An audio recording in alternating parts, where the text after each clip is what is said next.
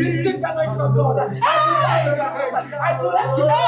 I bless you, wherever you are right now. I say receive the anointing of God. Receive the anointing of God. You are covered with the blood.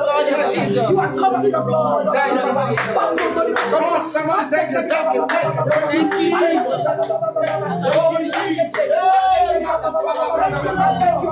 Oh, yes, sir.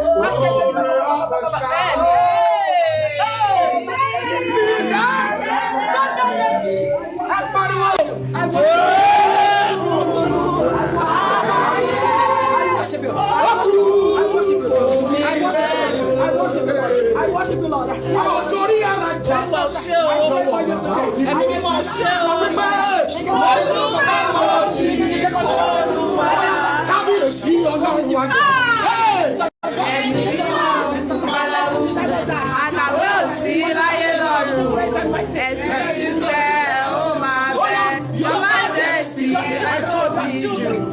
I was okay.